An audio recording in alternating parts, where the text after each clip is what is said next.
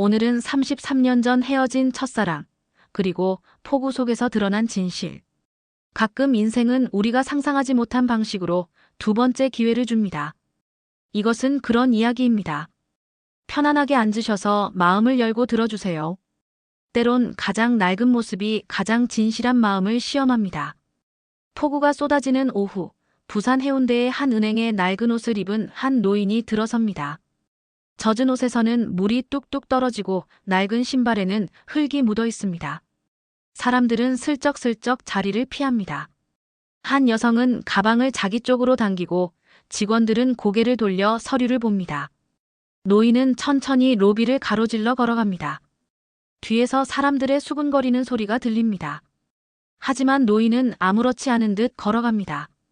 그때 창고에서 일하던 한 젊은 직원이 노인을 발견합니다. 정하연, 28살의 젊은 은행원입니다. 하연은 잠시 멈춥니다. 동료들이 모두 외면하는 것을 봅니다. 그리고 주저없이 자리에서 일어납니다. 동료들의 의아한 시선, 손님들의 놀란 표정, 하지만 하연은 개의치 않습니다. 노인에게 다가가 따뜻하게 미소 지으며 묻습니다. 어르신 괜찮으세요? 노인은 놀란 듯 하연을 바라봅니다. 오랜만에 듣는 따뜻한 목소리였습니다. 하연은 의자를 가져다 드립니다. 여기 앉으세요. 그리고 사무실로 들어가 따뜻한 물을 따라옵니다. 타월까지 함께 가져옵니다. 비를 많이 맞으셨네요. 하연이 물과 타월을 건넵니다. 노인은 천천히 물을 마십니다. 그리고 타월로 젖은 머리를 닦습니다. 하연은 옆에 앉아 조용히 기다립니다. 뒤에서는 직원들이 수근거립니다. 왜 저러지? 시간 낭비 아니야? 하지만 하연은 전혀 신경 쓰지 않습니다. 노인은 하연의 친절을 받으며 주변을 조용히 관찰합니다. 다른 직원들의 무관심, 손님들의 차가운 시선, 그리고 자신을 대하는 하연의 따뜻한 마음. 노인의 눈빛에 미묘한 빛이 스칩니다. 마치 무언가를 판단하는 듯한 그런 표정입니다. 잠시 후 노인이 조용히 말합니다. 잔고 조회 좀 하고 싶은데요. 하연은 환하게 미소 지으며 답합니다. 네, 어르신. 이쪽으로 오세요. 하연은 노인을 정중하게 창구로 안내합니다. 노인이 통장을 꺼내고 계좌번호를 누릅니다. 화면에 잔액이 나타납니다. 노인은 잠시 화면을 바라보고 고개를 끄덕입니다. 그리고 천천히 일어섭니다. 하연에게 작은 미소를 지으며 말합니다. 고맙네, 젊은이. 그 목소리에는 깊은 의미가 담겨 있습니다. 노인은 문을 향해 걸어갑니다. 하연이 말합니다. 조심히 가세요, 어르신. 노인은 한 번 더 뒤돌아보고 미소를 짓습니다. 그리고 다시 폭우 속으로 사라집니다. 같은 시각, 같은 건물의 69층. 넓고 고급스러운 재단 사무실, 부산 시내가 한눈에 내려다 보이는 통창. 그 앞에 한 남자가 서 있습니다. 한우진, 환갑을 갓 넘긴 재단 이사장입니다. 그는 창밖을 바라보며 깊은 생각에 잠겨 있습니다. 그때 노크 소리가 들립니다. 아버지, 들어가도 될까요? 우진은 천천히 돌아섭니다. 그래, 무슨 일이냐? 문이 열리고 30 초반의 세련된 남성이 들어옵니다. 한도윤, 우진의 아들입니다. 도윤은 아버지 앞에 섭니다. 심호흡을 하고 결심한 표정으로 말합니다. 아버지, 결혼하고 싶은 사람이 있습니다. 우진의 손이 멈춥니다. 서류를 보던 그의 시선이 천천히 아들에게로 향합니다. 누군가? 우진이 조용히 묻습니다. 도윤이 답합니다. 은행 직원입니다. 정하연이라는 사람입니다. 우진의 표정이 굳어집니다. 은행 직원?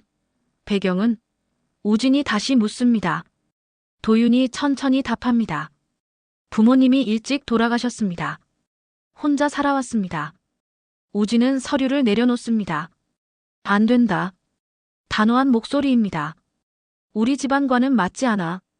다른 사람을 찾아봐라. 도윤의 표정이 단단해집니다. 아버지, 평생 이렇게 사셨잖아요. 우진이 놀라며 아들을 바라봅니다. 무슨 소리냐? 도윤이 계속 말합니다. 사랑을 포기하며 조건만 보고 결혼하며 그렇게 사셨잖아요. 우진의 얼굴이 창백해집니다. 도윤아. 도윤이 아버지를 똑바로 바라보며 말합니다. 저는 아버지처럼 살고 싶지 않습니다. 그 말은 우진의 가슴 깊은 곳을 찌릅니다. 마치 날카로운 칼처럼 그의 심장을 관통합니다. 도윤은 조용히 방을 나갑니다. 우진은 그 자리에 서서 움직이지 못합니다. 아들의 말이 머릿속에서 맴돕니다. 아버지처럼 살고 싶지 않습니다. 우진은 천천히 책상 앞으로 돌아갑니다. 서랍을 엽니다. 그 안에는 낡은 사진 한 장이 있습니다. 33년 전의 사진. 젊은 우진과 한 여인이 함께 찍은 사진. 여인은 환하게 웃고 있습니다. 소박한 옷차림이지만 그 미소는 누구보다 빛납니다. 우진의 손이 떨립니다. 지수, 그는 작게 중얼거립니다. 33년 전 우진은 그녀를 사랑했습니다. 가난했지만 누구보다 따뜻했던 그 사람을. 하지만 집안에 압력이 있었습니다. 재벌가의 아들이 무슨 가난한 여자와 결혼하느냐. 집안에 체면이 있지 않으냐. 우진은 결국 지수를 포기했습니다. 그날 빗속에서 만난 마지막 날을 우진은 아직도 기억합니다. 우진 씨, 행복하세요. 지수가 마지막으로 남긴 말. 그리고 그녀는 우산도 없이 빗속으로 사라졌습니다. 우진은 그 자리에서 그녀의 뒷모습을 바라보기만 했습니다. 쫓아가지 못했습니다. 잡지 못했습니다. 그 후 우진은 집안이 정해준 여자와 결혼했습니다. 조건도 좋고 배경도 좋은 하지만 사랑하지 않는 사람과 평생을 그는 그 선택을 후회하며 살았습니다. 지수는 어떻게 살았을까? 행복했을까? 좋은 사람 만났을까? 우진은 창밖을 바라봅니다. 비가 여전히 쏟아집니다. 33년 전 그날처럼. 그날 오후 우진은 로비로 내려왔습니다. 아들의 말이 머릿속에서 떠나지 않았습니다. 엘리베이터가 1층에 도착합니다. 문이 열리고 우진이 로비로 나옵니다. 사람들이 바쁘게 오갑니다.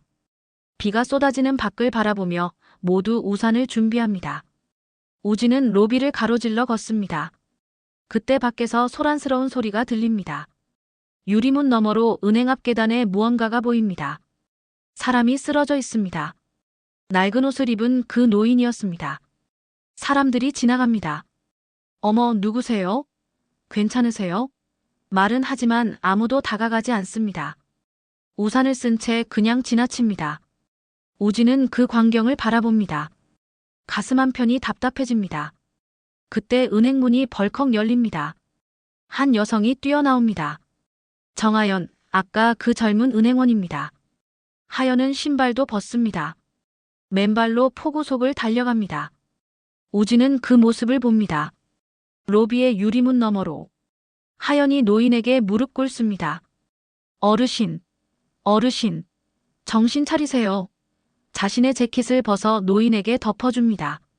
비에 흠뻑 젖으면서도 오직 노인만을 돌봅니다. 하연이 119에 전화합니다. 네, 은행 앞입니다. 빨리 와주세요. 노인의 맥을 짚고 얼굴에 빗물을 닦아주고. 어르신 괜찮으세요? 금방 구급차 옵니다. 우진은 그 모습을 바라봅니다. 갑자기 33년 전의 기억이 떠오릅니다. 지수, 그녀도 그랬습니다. 어느 날 길에서 할머니가 넘어진 것을 보고 지수는 주저없이 달려갔습니다. 할머니, 괜찮으세요? 옷이 더러워지는 것도 사람들의 시선도 전혀 개의치 않았습니다. 그때 우진이 물었습니다. 지수 씨, 모르는 분인데 왜 그래요? 지수가 환하게 웃으며 답했습니다. 사람이잖아요. 조건이 필요한가요? 우진은 그 말을 33년 동안 잊고 살았습니다. 하지만 지금 하연의 모습에서 그 똑같은 마음을 봅니다. 조건도 계산도 없이 그저 사람을 대하는 진심. 배경도 이익도 따지지 않고 그저 도와야 한다는 마음. 구급차 사이렌 소리가 들립니다. 구급대원들이 도착합니다. 보호자세요? 구급대원이 하연에게 묻습니다. 아니지만 제가 같이 가겠습니다. 하연이 답합니다. 그녀는 구급차에 오릅니다. 노인의 손을 꼭 잡은 채로. 구급차가 출발합니다. 우진은 그 자리에 그대로 서 있습니다. 비를 맞으면서 로비 안이 아닌 밖으로 나갑니다. 비가 그의 얼굴을 적십니다. 우진은 천천히 하늘을 올려다봅니다. 이게 진짜 마음이구나. 이게 내가 잃어버린 것이구나. 아들의 말이 다시 떠오릅니다. 아버지처럼 살고 싶지 않습니다. 지수의 말도 떠오릅니다. 사람이잖아요. 조건이 필요한가요? 그리고 방금 본 하연의 모습이 떠오릅니다. 우진의 가슴이 뜨겁게 뛰기 시작합니다. 33년 만에 그는 깨닫습니다. 진짜 가치가 무엇인지, 진짜 마음이 무엇인지. 다음 날 아침, 비는 그쳤습니다. 맑은 하늘, 햇살이 부산 시내를 비춥니다. 69층 재단 이사회실, 중요한 회의가 열립니다. 임원들이 하나둘 모여듭니다. 이사장 한우진도 자리에 앉습니다. 오늘은 특별한 분을 모셨습니다. 사회자가 말합니다. 회의실 문이 열립니다. 한 남성이 들어섭니다. 깔끔한 정장을 입은 품위 있는 모습에 모두가 일어나 격려합니다. 김철호 이사님 오셨습니다. 우진의 눈이 커집니다. 그 얼굴, 어제 본 그 노인입니다. 하지만 완전히 다른 모습입니다. 낡은 옷 대신 고급 정장, 구부정한 자세 대신 당당한 걸음걸이. 하지만 그 눈빛은 어제 그 노인과 똑같습니다. 철호가 자리에 앉습니다. 사회자가 소개합니다. 김철호 이사님은 우리 재단의 최상위 익명 후원자이십니다.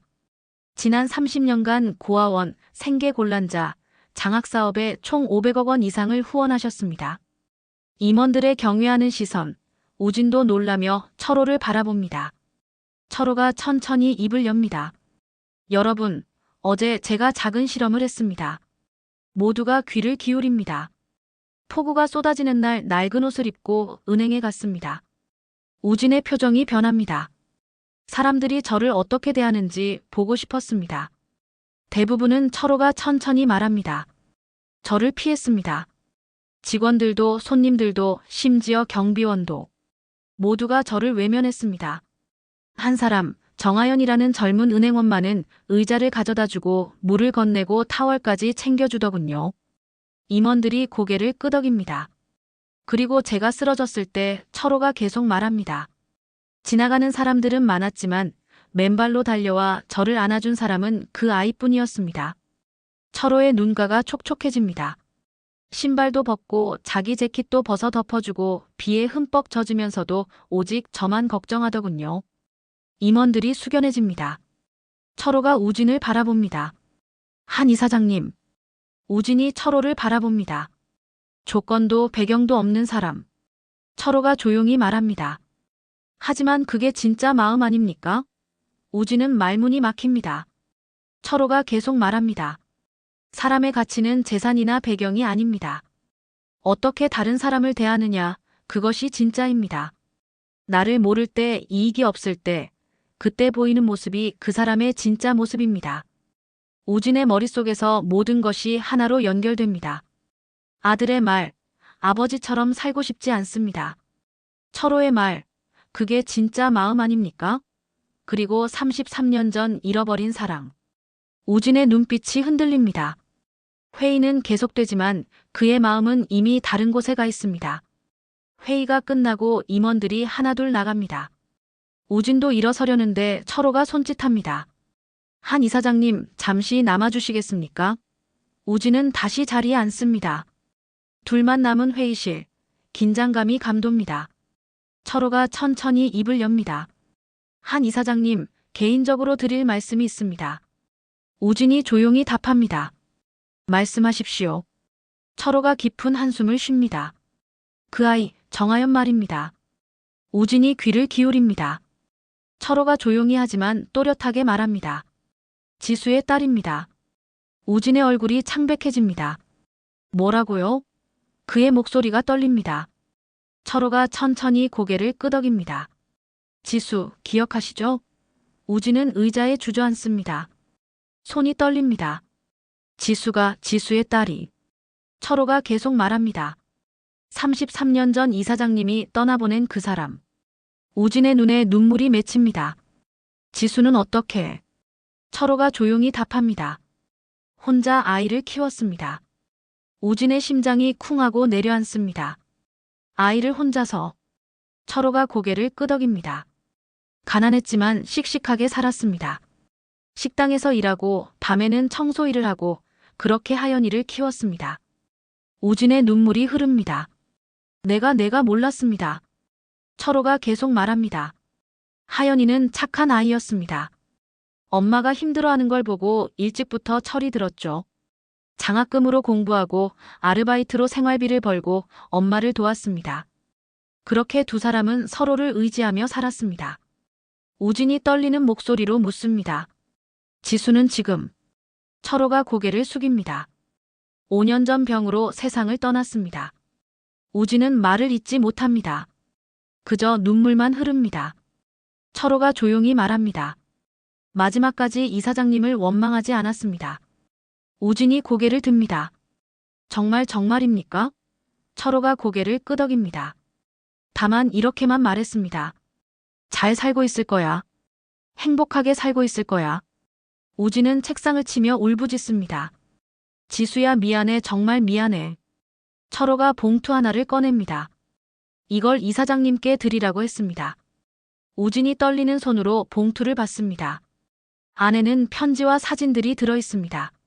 어린 하연의 사진, 유치원에서 상을 받는 하연, 중학교 입학식 날의 하연, 대학 졸업하는 하연, 은행에 취직한 하연, 그리고 마지막 사진, 병상의 지수가 하연을 바라보는 사진. 우진의 손이 떨립니다. 그리고 편지를 펼칩니다. 지수의 글씨, 33년이 지났지만 여전히 반듯한 글씨. 편지를 읽습니다. 우진 씨, 지금쯤 어떻게 지내고 계신가요? 저는 곧 떠날 것 같아요. 의사 선생님이 그러더라고요. 이제 얼마 남지 않았다고.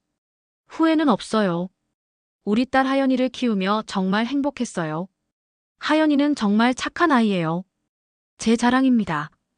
우진 씨를 닮았어요. 똑똑하고 다정하고. 다만 하연이가 걱정돼요. 혼자 남을 이 아이가. 우진 씨, 부탁이 있어요. 언젠가 하연이를 만나시게 되면 그냥 따뜻하게 봐주세요. 이 아이는 누구보다 착한 아이예요. 조건이나 배경 없이 그저 사람을 사람으로 대하는 그런 아이로 키웠어요. 우진 씨가 좋아했던 그런 마음으로요. 부디 행복하세요. 저는 우진 씨를 사랑했던 시간들이 너무 소중했어요. 안녕히 그리고 감사해요. 지수. 우진은 편지를 읽고 바닥에 주저앉습니다. 지수야 미안해 정말 미안해. 내가 뭘 한 겁니까? 33년 동안 나만 편하게 살았습니다. 지수는 혼자서 그 아이를. 철호가 조용히 말합니다. 지수는 마지막까지 강했습니다. 하연이에게도 이사장님 이야기는 하지 않았습니다. 그냥 좋은 사람이었다고만 그렇게만 말했습니다. 우진이 고개를 듭니다. 하연이는 모릅니까? 철호가 고개를 끄덕입니다. 내 엄마가 누구를 사랑했는지도 그 사람이 누구인지도 모릅니다. 우진이 눈물을 닦습니다. 제발 그 아이를 잘 봐주십시오. 철호가 조용히 말합니다. 지수가 평생 지키고 싶었던 아이입니다. 이제는 이사장님이 지켜주십시오. 철호가 조용히 자리에서 일어납니다. 그 아이를 부탁합니다. 그날 밤 우진은 잠을 이루지 못했습니다. 창밖을 바라보며 지수의 편지를 몇 번이고 읽었습니다. 조건이나 배경 없이 그저 사람을 사람으로 대하는 아이.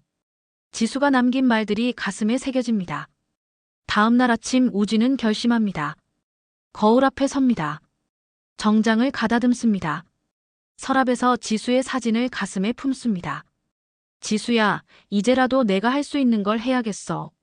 늦었지만 그래도. 우진이 집을 나섭니다. 차에 탑니다. 운전기사에게 말합니다. 은행으로. 우진의 마음은 복잡합니다. 긴장됩니다. 하연을 만나면 무슨 말을 해야 할까? 어떻게 대해야 할까? 차가 은행 앞에 도착합니다. 우진이 천천히 내립니다. 은행 건물을 올려다봅니다. 깊은 숨을 들이쉽니다. 그리고 문을 밀고 들어갑니다. 은행 로비 사람들이 바쁘게 오갑니다. 우진은 주변을 둘러봅니다. 그때 창고에서 일하고 있는 하연이 보입니다. 밝은 미소로 손님을 응대하고 있습니다.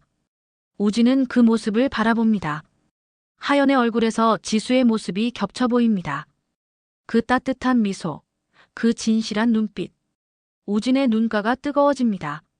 하연이 손님 응대를 마칩니다. 고개를 들어 우진을 봅니다. 어서 오세요. 무엇을 도와드릴까요? 우진은 말문이 막힙니다. 하연이 다시 묻습니다. 손님. 우진이 천천히 입을 엽니다. 저 며칠 전에 여기서 쓰러진 노인을 도와주셨죠? 하연의 얼굴이 밝아집니다. 아, 그 어르신이요? 괜찮아지셨나요? 우진이 고개를 끄덕입니다. 내 덕분에. 잠시 침묵. 우진이 말을 잇습니다. 고맙습니다. 어제 아니 그날 저에게 잊고 있던 것을 깨우쳐줘서. 목이 맵니다. 하연이 조금 당황합니다. 저 무슨 말씀이신지. 우진이 천천히 말합니다. 아니 그냥 당신 같은 분이 있어서 이 세상이 아직 따뜻하다는 걸 느꼈습니다. 하연이 미소 짓습니다. 당연한 일을 했을 뿐이에요. 우진이 조용히 묻습니다. 실례지만 혹시 부모님은 어떻게 되시는지. 하연의 표정이 잠시 어두워집니다. 일찍 돌아가셨어요. 그녀가 조용히 답합니다. 아버지는 제가 태어나기 전에, 어머니는 5년 전에. 우진의 손이 떨립니다. 그렇군요. 힘드셨겠습니다. 하연이 고개를 젓습니다. 하지만 후회는 없어요. 엄마가 정말 좋은 분이셨거든요. 늘 말씀하셨어요. 사람을 조건으로 보지 말고 마음으로 바라고. 우진의 눈가가 붉어집니다. 그것은 바로 지수가 했던 말입니다. 누구나 힘들 때가 있다. 하연이 계속 말합니다. 그때 손을 내밀어주는 사람이 되라고. 우진은 참았던 눈물이 흐릅니다. 하연이 놀라며 묻습니다. 손님 괜찮으세요? 우진이 황급히 눈물을 닦습니다. 죄송합니다. 그냥 제 어떤 친구가 그런 말을 했었거든요. 오래전에 제가 잊고 살았던. 하연이 조용히 티슈를 건넵니다. 우진이 티슈를 받습니다. 고맙습니다. 우진이 정신을 차리고 명함을 꺼냅니다. 혹시 어려운 일이 있으면 연락 주십시오. 제가 도울 수 있는 일이 있다면. 하연이 명함을 받습니다. 명함을 보고 눈이 커집니다. 한우진 이사장님. 우진이 고개를 끄덕입니다. 그리고 조용히 말합니다. 제 아들이 당신을 좋아한다고 했습니다. 하연이 깜짝 놀랍니다. 도윤 씨의 아버님이세요? 우진이 미소 짓습니다. 네. 처음에는 반대했습니다. 하연의 표정이 어두워집니다. 하지만 이제 우진이 계속 말합니다. 당신 같은 며느리를 둔다면 그보다 더 큰 축복은 없을 것 같습니다. 하연의 눈에 눈물이 맺힙니다. 이사장님 감사합니다. 우진이 조용히 말합니다. 제가 감사하죠. 당신이 그 마음을 가진 채로 여기까지 온 것이. 우진이 밖으로 나옵니다. 햇살이 눈부십니다. 휴대폰을 꺼내 전화를 겁니다. 도윤아. 아버지. 전화 너머로 아들의 목소리가 들립니다. 아버지가 조금 늦었구나. 미안하다. 아버지. 도윤의 놀란 목소리. 만나고 싶구나. 우진이 말합니다. 그 사람을. 아니 우리 며느리를. 전화 너머로 도윤의 기쁨의 목소리가 들립니다. 아버지 정말요? 정말이세요? 우진이 미소 짓습니다. 그래 이번 주말에 다 같이 만나자. 며칠 후 부산의 한 고급 레스토랑. 우진, 도윤, 그리고 하연이 함께 앉아 있습니다. 처음에는 어색했습니다. 하연은 긴장했고 우진은 말을 잇지 못했습니다. 하지만 점차 대화가 이어집니다. 도윤이 하연의 손을 잡으며 아버지를 바라봅니다. 우진이 천천히 고개를 끄덕입니다. 식사가 끝나고 우진이 작은 상자를 꺼냅니다. 이건. 그가 하연에게 건넵니다. 하연이 상자를 엽니다. 안에는 낡은 브로치가 들어있습니다. 이건. 하연이 놀라며 브로치를 바라봅니다. 어머니의 것이었습니다. 우진이 조용히 말합니다. 어머니요? 하연이 묻습니다. 오래전 우진이 천천히 말합니다. 제가 아끼던 분이 당신 어머니와 비슷한 분이셨습니다. 이걸 당신이 가졌으면 합니다. 하연이 브로치를 자세히 봅니다. 그리고 갑자기 표정이 변합니다. 핸드백을 엽니다. 오래된 사진을 꺼냅니다. 사진 속 젊은 지수가 바로 그 브로치를 하고 있습니다.